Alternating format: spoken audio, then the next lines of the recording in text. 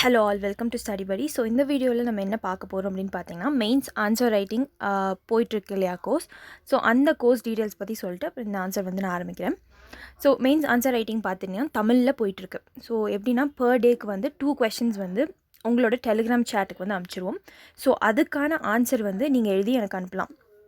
And அதை review பண்ணி அதில் என்னென்ன தப்பு இருக்குது அப்படின்னு சொல்லிவிட்டு அதுக்கப்புறம் அதோட இந்த மாதிரி ஒரு அட்டாச்ட் வீடியோ வந்து ஈவினிங் அப்பில் வந்து அனுப்பப்படும். இன்னொரு விஷயத்தில் என்னென்னு பார்த்தீங்கன்னா, உங்களுக்கு இப்போ நீங்கள் புதுசாக ப்ரிப்பேர் பண்ணுறீங்க, உங்களால் வந்து மெயின்ஸ் ஆன்சர் ரைட்டிங் எழுத முடியாது, லைக் எங்களுக்கு ஒரு 1 or 2 months டைம் வேணும் அப்படின்னாலும் ஒன்றும் பிரச்சனை இல்லை. உங்களுக்கு வந்து நான் கொஸ்டின் அனுப்பிச்சிடுறேன், அதுக்கான ஆன்சரை வந்து நான் அதுக்கப்புறமும் நீங்கள் கேட்டிங்கன்னா அனுப்பிச்சிடுவேன். ஓகேயா? ஸோ நீங்கள் எப்படி வேணாலும் இதை சோர்ஸ் அவுட் பண்ணிக்கலாம். அண்ட் இன்கேஸ் வந்து நீங்கள் ஆன்சர் எழுதுறீங்கன்னா எனக்கு வந்து ஒரு ரஃப் நோட்டில் எழுதி அனுப்புங்க ஸ்கேன் பண்ணி.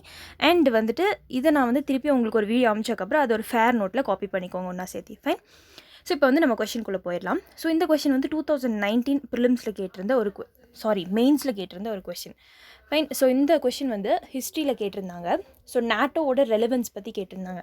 இது வந்து மெயின்ஸ் எஸ்ஏலையும் கேட்கலாம், பிகாஸ் இது related to current affairs topic தான். ஸோ இது வந்து நீங்கள் எப்படி இதை அவுட் சோர்ஸ் பண்ணி எழுதுறது அப்படின்னு வந்து நான் சொல்கிறேன். ஸோ இது வந்து 10 மார்க்குக்கு இருக்குது. 10 மார்க்னால் 2 பேஜ்னு உங்களுக்கு நல்லாவே தெரியும். ஸோ இது எப்படி எழுதுறது அப்படின்னு பார்த்தீங்கன்னா, do you agree with the view that the formation of NATO marks a revolution in American attitude to the world problems அப்படின்னு கேட்டிருக்காங்க. ஸோ உங்களுக்கு நேட்டோ பற்றி இதில் டீட்டெயில்ஸ் தெரிஞ்சிருக்கணுங்க. அதுக்கப்புறம் நேட்டோ பற்றி தெரிஞ்சதுன்னா இதோட செகண்ட் பார்ட்டை நீங்கள் டீகோட் பண்ணணும்.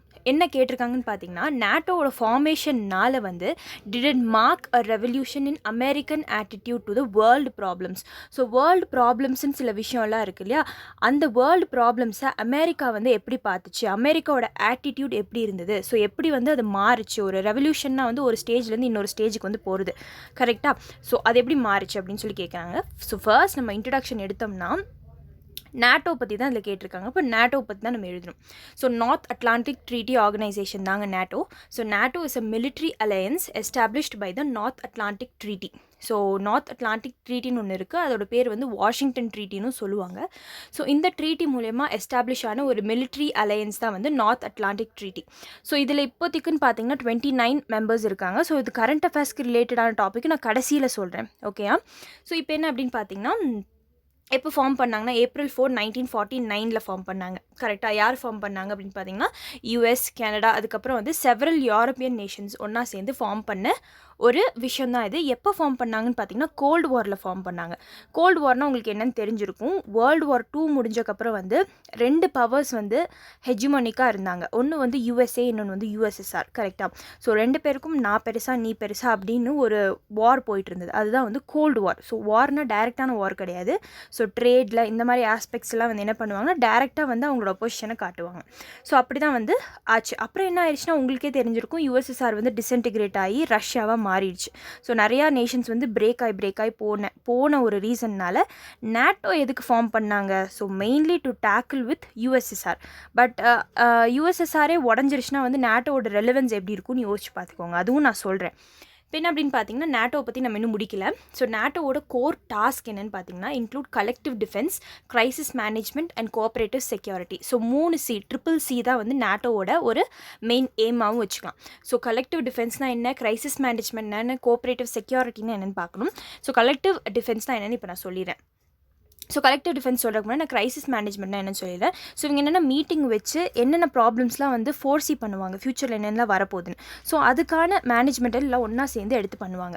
அதுக்கப்புறம் கோஆப்ரேட்டிவ் சொசைட்டின்னு என்னென்னா, எல்லாரும் நேட்டோவில் இருக்கிற 29 மெம்பர்ஸும் 29 மெம்பர்ஸ்க்கு சப்போர்ட் பண்ணணும். அதுதான் வந்து கோஆப்ரேட்டிவ் செக்யூரிட்டி. ஸோ எல்லாத்தையும் ப்ரொடெக்ட் பண்ணணும்.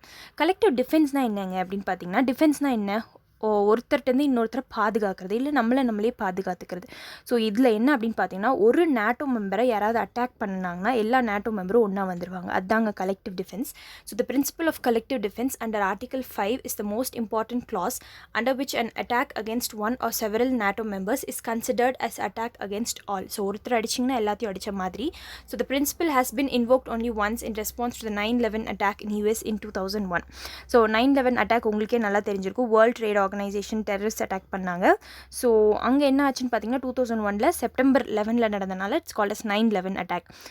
ஸோ அப்படி நடக்கிறப்போ வந்து ஃபர்ஸ்ட் ஆஃப் ஆல் வந்து யூஎஸ்ஏ தான் வந்து அடித்தாங்க. ஸோ அதுதான் வந்து ஒரே ஒரு தடவை ஆர்டிகல் 5 வந்து இன்வோக் பண்ணாங்க. ஐ மீன் எல்லோரும் ஒன்றா சேர்ந்து டிஃபெண்ட் பண்ணாங்க.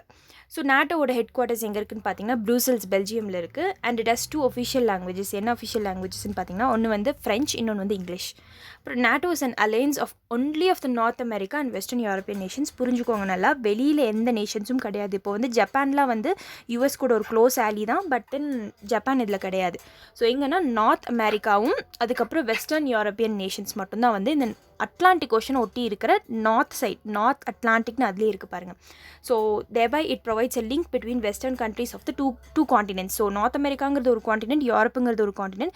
ஸோ அது ஃபுல்லாமே வெஸ்ட் சைடில் இருக்குது இல்லையா. ஸோ இந்த 2 வெஸ்டர்ன் கண்ட்ரீஸையும் வந்து 2 காண்டினென்ட்ஸ் வந்து இணைக்குது, அவ்வளோதான். So NATO has currently 29 members and the membership is open to other European countries which adhere to NATO rules and contribute to the security. So எங்கள் ரூல்ஸை வந்து நீங்கள் ஒத்துக்கிறீங்க, ஸோ எங்களோட அந்த கலெக்டிவ் டிஃபென்ஸ், அந்த க்ரைசிஸ் மேனேஜ்மெண்ட், அதுக்கப்புறம் வந்து கோஆப்ரேட்டிவ் செக்யூரிட்டிக்கு ஒத்துக்கிறீங்க அப்படின்னா வந்து யூ கேன் ஜாயின். ஆனால் இதில் என்ன விஷயம்னு பார்த்தீங்கன்னா, இந்த கலெக்டிவ் அந்த கோஆப்ரேட்டிவ் அப்படிங்கிறாங்களே அந்த வேர்ட்லேருந்தே உங்களுக்கு தெரிஞ்சிருக்கும். ஒரு நாட்டோ மெம்பர் வந்து ஒப்போஸ் பண்ணாலும் இவங்க வேணாம் அப்படின்னு எல்லா நாட்டோ மெம்பரும் அதை ஏற்றுக்கணும். ஸோ யாருமே வந்து ஓகே ஒருத்தவங்க தானே வேணாம்னு சொல்கிறாங்க, நம்ம அவங்கள அக்செப்ட் பண்ணிக்கலாம் அந்த நாட்டை நம்மளோட நாட்டோக்குள்ளே அப்படின்னு பண்ணக்கூடாது. ஏன்னா வந்து எல்லாருமே ஈச் அண்ட் எவ்ரி மெம்பர் வந்து இன்னொரு மெம்பர் வந்து ஜாயின் பண்ண ஒத்துக்கணும். ஸோ இந்த மாதிரி தான் என்னாச்சுன்னு பார்த்தீங்கன்னா கரண்ட் அஃபேர்ஸ் சொல்கிறேன் பாருங்கள். என்னாச்சுன்னு பார்த்தீங்கன்னா க்ரீஸோட பார்ட் தாங்க மேசிடோனியா. நீங்கள் மேப் எடுத்து பாருங்கள், வெஸ்ட்டு, சென்ட்ரல், ஈஸ்ட் மேசிடோனியான்னு இருக்கும். இது மூணுமே வந்து க்ரீஸோட நாடு. ஸோ இதில் என்ன ஆயிடுச்சுன்னு பார்த்தீங்கன்னா மேசிடோனியான்னு தனியாக ஒன்று இருக்குது. வெஸ்ட்டு, சென்ட்ரல், ஈஸ்ட்டுன்னு இல்லாமல் மேசிடோனியான்னு தனியாக ஒரு நாடு இருக்குது. ஸோ க்ரீஸ் வந்து நாட்டோவில் ஒரு மெம்பர். ஸோ க்ரீஸ் என்ன சொல்லிட்டாங்கன்னா இந்த மேசிடோனியாவை சேர்க்கக்கூடாதுங்க அப்படின்னு சொல்லிட்டாங்க. மேசிடோனியா அப்ளை பண்ணியிருந்தாங்க நாட்டோவில் நாங்கள் சேர்றோம் அப்படின்னு சொல்லிட்டு. பட் க்ரீஸ் வந்து அப்ஜெக்ட் பண்ணாங்க. ஏன்னு கேட்டிங்கன்னா நீங்கள் உங்கள் பேரை நார்த் மேசிடோனியான்னு மாற்றுங்க, அப்புறம் வந்து நாங்கள் உங்களை கன்சிடர் பண்ணிக்கிறோம் அப்படிங்கிற மாதிரி க்ரீஸ் சொன்னாங்க. ஸோ ஓகேன்னு சொல்லிட்டு மேசிடோனியாவும் ஒத்துக்கிட்டாங்க. ஸோ இதுதாங்க. ஸோ இது வந்து கரண்ட் அஃபேர்ஸில் இருக்கிற ஒரு டாபிக். இப்போ வந்து since all the decisions are taken by consensus, if a new member has to be admitted, all other members has to accept. So நான் சொன்ன பாயிண்ட் இங்கே இருக்குது. அதுக்கப்புறம் நம்ம செகண்ட் பார்ட் ஆஃப் த கொஸ்டினுக்கு வரும். Americas attitude towards world problems. America எப்படி இதை வச்சு நாட்டோ ஒரு காரணமாக வச்சு ரெவல்யூஷனலைஸ் பண்ணிச்சு அப்படின்னு சொல்லி பார்ப்போம். ஸோ இப்போ after the 9/11 attack various military actions were taken by NATO. இப்போது நாட்டோ வந்து ஏன்னா ஒருத்தவங்களை அட்டாக் பண்ணாங்கன்னா எல்லாரையும் அட்டாக் பண்ண மாதிரி, அதனால ஆப்ரேஷன் ஈகிள் அசிஸ்ட்னு ஒன்று கொண்டு வந்தாங்க, ஆப்ரேஷன் ஆக்டிவ் என்டீவர்னு ஒன்று கொண்டு வந்தாங்க. ஸோ இது படி வந்து டெரரிஸ்ட் ஆர்கனைசேஷன்ஸ்லாம் நம்ம என்ன பண்ணுவோம்னா கலெக்டிவாக வந்து நம்மளுக்கு ஒன்றா செக்யூரிட்டி கொடுத்து டிஃபெண்ட் பண்ணுவோம் அப்படிங்கிற மாதிரி அதுக்கான ஆப்ரேஷன்ஸ் இது. அண்ட் இன்னொரு விஷயம் என்னென்னு பார்த்தீங்கன்னா மேலே குட்டி எழுதிக்க பாருங்க, கண்டெயின் யூஎஸ்எஸ்ஆர், இப்போ சைனான்னு. இப்போ வந்து குவாடு தான் வந்து ஏஷியன் நாட்டோன்னு சொல்லிட்டு இருக்காங்க. கரண்ட் அஃபேர்ஸ் ஃபாலோ பண்ணியிருந்தீங்கன்னா உங்களுக்கு தெரிஞ்சிருக்கும். குவாடு வந்து இப்போது குவாட் 2.0 போயிட்டு இருக்கு இல்லையா. ஸோ அதில் வந்து அதை என்ன சொல்கிறாங்கன்னா ஏஷியன் நாட்டோ அப்படின்னு சொல்லிக்கிறாங்க. ஏன்னா யூஎஸ், இந்தியா, அதுக்கப்புறம் ஜப்பான், இதெல்லாம் வந்து ஆஸ்திரேலியா இருக்காங்க. ஸோ இவங்க 4 பேரும் வந்து இதில் 3 பேர் வந்துட்டு மலபார் எக்ஸசைஸில் பார்ட்டாக இருக்காங்க. ஸோ வந்து ஆஸ்திரேலியாவும் வந்து சேர சொல்லிட்டு இருக்காங்க மலபார் எக்ஸசைஸில். நேவி எக்ஸசைஸுங்க மலபார் எக்ஸசைஸ். ஸோ இந்த மாதிரி பார்த்திங்கன்னா ஃபஸ்ட்டு வந்து இது எதுக்குங்க ஃபார்ம் பண்ணாங்க, இது நாட்டோ வந்துட்டு டு கண்டெயின் யூஎஸ்எஸ்ஆர். பட் யூஎஸ்எஸ்ஆரே டிஸ்இன்டிகிரேட் ஆயிடுச்சு. ஸோ அப்போது இதோட எய்ம்ஸ் அண்ட் ரெகுலேஷன்ஸில் எப்படி போகுன்னு பார்த்துக்கோங்க. யூஎஸ்எஸ்ஆரே இல்லை, அப்போ இவங்க அவங்களோட பவரை எங்கெங்கெல்லாம் போட்டிருப்பாங்கன்னு பாருங்கள், உங்களுக்கே தெரிஞ்சிருக்கும் யூஎஸ் என்னென்னலாம் பண்ணியிருப்பாங்கன்னு. So when Turkey was in the case of possible war with Iraq, France and Belgium vetoed the process of silent approval and Germany also supported the veto. இப்போ என்னென்னா டர்க்கி வந்து ஈராக்குக்கு அகேன்ஸ்டாக வார் எடுத்துகிட்டு வரலான்னு பிளான் பண்ணிச்சு. ஸோ டர்க்கி வந்து நாட்டோவில் இருக்கிற ஒரு மெம்பர். ஸோ டர்க்கிக்கு அகேன்ஸ்டாக ஈராக் அடிச்சதுன்னா எல்லாரும் போய் ஈராக்குக்கு அகேன்ஸ்டாக ஈராக் அடிப்பாங்க, கரெக்டாக. ஸோ இது வந்து ஸ்லோவாக வந்து யூஎஸ் வந்து டர்க்கிக்கு சப்போர்ட் பண்ணி ஓகே நீ பண்ணு அப்படிங்கிற மாதிரி தூண்டி விட்டாங்க. பட் என்ன ஆயிடுச்சுன்னா ஃப்ரான்ஸ்க்கும் பெல்ஜியமுக்கும் தெரிஞ்சு இல்லை பண்ணக்கூடாது, ஏன்னா ஒருத்தர் சொல்கிறது எல்லாம் கேட்கணும் இல்லையா. ஸோ இல்லை பண்ணக்கூடாதுன்னு வீட்டோ பண்ணிட்டாங்க. ஸோ ஜெர்மனியும் வந்து இவங்களோட ஃப்ரான்ஸும் பெல்ஜியமோட இந்த ஒப்பீனியனை வந்து சப்போர்ட் பண்ணாங்க. அதுக்கப்புறம் இப்போ நாட்டோ வந்து இப்போது யூஎஸ்எஸ்ஆர் டிஸ்இன்டிகிரேட் ஆகிடுச்சு, அதுக்கு எதுவுமே வேலை இல்லை. ஸோ என்ன ஆயிடுச்சு அப்படின்னு பார்த்தீங்கன்னா அவங்களோட வேலையை அவங்களோட கண்ணோட்டத்தை வந்து வேறு இடத்துல மாற்றினாங்க. இப்போ அவங்க வெப்பன்ஸ் யூஎஸ் வந்து அவங்களோட வெப்பன்ஸை விற்கிறதே வந்து நாட்டோ மூலயமா விற்கிறதா தான் பார்க்குறாங்க. ஸோ பார்த்திங்கன்னா டர்க்கி வந்து இப்போது ரஷ்யாவோட S-400 வாங்குறதா பிளான் பண்ணிகிட்டு இருந்தாங்க. ஆனால் வந்து யூஎஸ் என்ன சொல்லிட்டாங்கன்னா இல்லை முடியாது, நீங்கள் வந்துட்டு எங்களோட F-35 ஜெட்ஸ் தான் வாங்கணும் அப்படின்னு வந்து சொல்லிட்டாங்க. ஸோ இதெல்லாம் பார்த்திங்கன்னா ஆதிக்கம் அப்படின்னு தான் சொல்ல முடியும். ஏன்னா அவங்கவுங்க இஷ்டம் டிஃபென்ஸ் எக்யூப்மெண்ட் எக்யூப்மெண்ட்ஸ் வந்து ஒரு நாட்டிலேருந்து பர்ச்சேஸ் பண்ணுறது கரெக்டாக, இல்லைனா காட்ஸ் ஆக்ட் போட்டுருவேன் அப்படின்னு வந்து சொல்லுவாங்க. ஸோ நேட்டோ மெம்பர்ஸை அமெரிக்கா எப்படி இம்ப்ளை பண்ணி அந்த கட்டுக்குள்ளே சர்க்கிள்குள்ளே வச்சுருக்காங்கன்னு மட்டும் பாருங்கள். அவங்களோட டிஃபென்ஸ் சிஸ்டம்ஸை ப்ரொக்யூர் பண்ணணும் அப்படின்ட்டுன்னு. ஸோ இதுலேருந்து தெரிஞ்சிருக்கும். அப்புறம் ஐஎஸ்ஐஎஸை தூண்டி விடுறது. ஸோ தூண்டி விட்டால் தானே இந்த சைடும் அந்த சைடும் 2 சைடும் வெப்பன்ஸ் வாங்குவாங்க யூஎஸ் கிட்டேருந்து. So on the issue of Afghanistan, on the other hand, alliance showed greater unity, hence NATO agreed to take command of ISAF.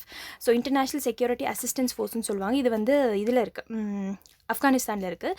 So ஒரு பெரிய பிரச்சனைக்கு அப்புறம் வந்து எல்லா நேட்டோ மெம்பர்ஸ்லாம் ஒன்று சேர்ந்து வந்து நான் இவங்களுக்காக ஹெல்ப் பண்ணுறேன் அப்படின்னு சொன்னது வந்து ஆப்கானிஸ்தானில் தான் பண்ணாங்க. So this mark the first time in NATO's history that it took charge of a mission outside the North Atlantic area. So நார்மலாக வந்து அதோட கோர் இதுவே வந்து கலெக்டிவ் டிஃபென்ஸ். யாராவது நம்ம மெம்பர் அடித்தாங்கன்னா நம்ம அவங்கள போய் காப்பாற்றுவோம் அப்படிங்கிறது தான்.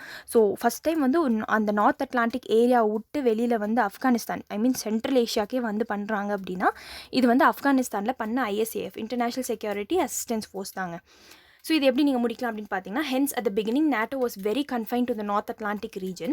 When the world problems started enlarging, NATO and America, which is the largest contributor. So நேட்டோவோட ஒரு கரண்ட் அஃபேர்ஸ் மட்டும் நான் விட்டுட்டு என்ன சொல்கிறேன்னு பார்த்தீங்கன்னா, இப்போ வந்து நேட்டோவில் இருக்கிற மெம்பர்ஸ்லாம் அவங்க GDPலேருந்து 2% வந்து நேட்டோ கொடுக்கணும், நேட்டோவோட செக்யூரிட்டி ஃபோர்ஸஸ்க்கு கொடுக்கணும். ஏன்னா அப்போ தானே வந்து அதை மெயின்டைன் பண்ணி எடுத்துகிட்டு போக முடியும். ஸோ இது பார்த்திங்கன்னா நிறைய கண்ட்ரிஸ் வந்து கொடுக்க முடியல. ஸோ 2%ங்கிறது நிறையா இருக்குது அப்படிங்கிற மாதிரி சொன்னாங்க. ஆனால் யூஎஸ் பார்த்திங்கன்னா 22% வந்து நேட்டோக்காக கொடுக்குறாங்க. ஸோ இதுலேருந்தே தெரிஞ்சிருக்கும் யூஎஸோட அங்கே பவர் எப்படி இருக்குது. ஏன்னா அவங்க தான் அது லார்ஜஸ்ட் கான்ட்ரிபியூட்டர். ஸோ அவங்க தான் டிஃபென்ஸ்லேயும் வந்து ஃபர்ஸ்ட்டாக இருக்காங்க. ஸோ உங்களுக்கே தெரிஞ்சிருக்கும். ஸோ இதனால் அமெரிக்காவோட எப்படி ரெவல்யூஷனரைஸ் ஆயிருக்காங்கன்னு பாருங்கள், ஒரு ஸ்டேஜ்லேருந்து இன்னொரு ஸ்டேஜுக்கு எப்படி போயிருக்காங்கன்னு. ஸோ வேர்ல்டு ப்ராப்ளம்ஸ் இன்க்ரீஸ் ஆகிறதுனால நேட்டோவோட ரெலவென்ஸ், ஐ மீன் அமெரிக்காவோட ரெலவென்ஸும் இதில் இன்க்ரீஸ் ஆகுது அப்படின்னு சொல்கிறாங்க. Which is the largest contributor to NATO has also changed its strategy to overlook the problems outside. So நேட்டோவை வச்சு இந்த கண்ட்ரி அந்த கண்ட்ரின்னு சொல்லி அவங்க டார்கெட் பண்ணி தான் பார்க்குறாங்க அமெரிக்கா அப்படின்னு சொல்லிட்டு நீங்கள் அந்த ஆன்சர் வந்து முடிக்கலாம். Okay friends, thank you. ஸோ இந்த கோர்ஸ் உங்களுக்கு பிடிச்சிருந்ததுன்னா கீழே இருக்கிற டெலிகிராம் நம்பர் இல்லைனா வாட்ஸ்அப் நம்பர் இல்லைனா மெயில் ஐடி கொடுத்துருக்கேன். ஸோ இதை அதுக்கு வந்து மெசேஜ் பண்ணி நீங்கள் இந்த கோர்ஸ் டீட்டெயில்ஸ் வந்து எங்கிட்ட கேட்கலாம். Okay, thank you. ஸோ இது இல்லாமல் இன்னொரு அனௌன்ஸ்மெண்ட். ஸோ எக்கனாமிக்ஸ் கோர்ஸும் வந்து போயிட்டுருக்கு. இந்த மண்டேலேருந்து ஸ்டார்ட் பண்ண போது என்ன அப்படின்னு பார்த்தீங்கன்னா, டெய்லி இப்போ வந்து எக்கனாமிக்ஸ் வந்து ஹோம் ஒர்க் போயிட்டுருக்கு நம்மளோட டெலிகிராம் குரூப்பில். அண்ட் இன்கேஸ் வந்து உங்களுக்கு எக்கனாமிக்ஸ் கோர்ஸ் ஜாயின் பண்ணணுனாலும் கேளுங்க. ஸோ அதோட கோர்ஸ் ஃபீ வந்து ₹200, ஐ மீன் 199. அதில் வேணுன்னா ஜாயின் பண்ணிக்கலாம். ஸோ அது என்ன எடுக்கப்படும் அப்படின்னு பார்த்தீங்கன்னா, எக்கனாமிக்ஸ் சர்வேயில் இருக்கிற each and every core term வந்து எடுக்கப்படும். அது இல்லாமல் எக்கனாமிக்ஸோட பேசிக்ஸும் எடுக்கப்படும். ஸோ எக்கனாமிக்ஸ் பார்த்துட்டிங்கன்னா சர்வே மட்டும் வந்து 12 hours போகும். இது இல்லாமல் பேசிக்ஸ் வந்து அதுவும் ஒரு 5 to 6 hours வந்து போகும். ஸோ இந்த economics course or answer writing கோர்ஸில் உங்களுக்கு ஜாயின் பண்ணணும் அப்படின்னா வந்து எனக்கு மெசேஜ் பண்ணி கேளுங்க. அண்ட் இன்ஃபேக்ட் வந்து நீங்கள் வந்து எக்கனாமிக்கலி வீக்கராக இருந்தாலும் என்கிட்ட மென்ஷன் பண்ணுங்கள் தயவு செஞ்சு. Okay friends, thank you.